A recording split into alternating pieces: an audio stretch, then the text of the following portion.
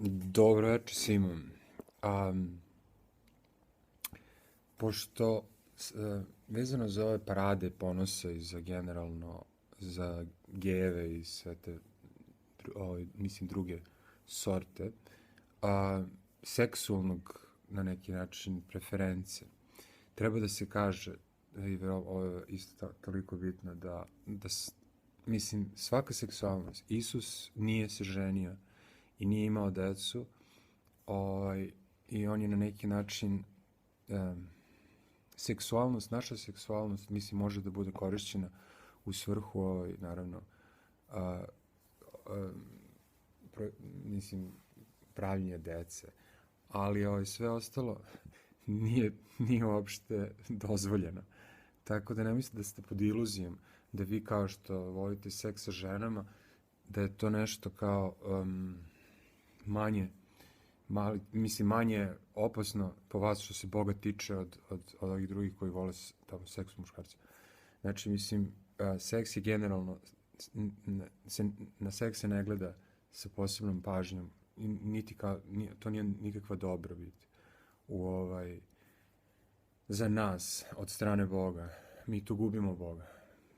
Tako, mislim, da, osim ako nije u toj nekoj fazi ljubavi u kojoj se stvari deca, to nije nešto na što Bog gleda sa posvećenošću. Tako da, i to je kod muškarca evidentno. Mislim, muškarac posle orgazma će doživjeti osetni pad svoje neke da, mislim, umanjit će se.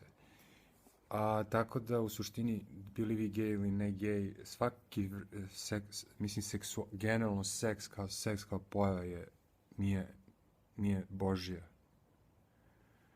U suštini nije, da, mislim, na način na koji ga mi, mislim, do kojih mera je to danas postalo popularno, mislim, oni traže čiste ljude, oni traže ljude koji na neki način su izbjegavali seks.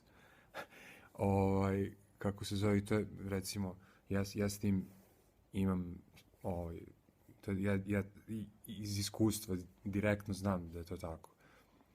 Tako da, znači, sex is not looked upon. Na to se ne gleda sa nekim, to što mislim, to ne pripadate. Ne pripada Božjem poretku. Da, nežnost, mislim, ima mnogo boljih stvari od seksa. Tako da, to naravno, da, to treba da se otkrije. Zato što je isto ovo je uzelo maha, na primjer. Tako da, to je stav koji bi crkva trebala da zauzme pri ovome, i sam sasvim siguran u tačnost toga što sam izrekao. Na neki način to je bilo jedno od mojih pitanja, zato što vjerojatno sam i ne znam na koji način sam ali imao sam očigledno neke, imao sam veze s tim, tako da saznao sam da je to gubitak nas u suštini. Ne, to nije, mislim, to nije Hrist.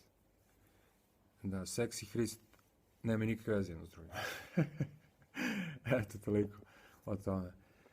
Prijetno.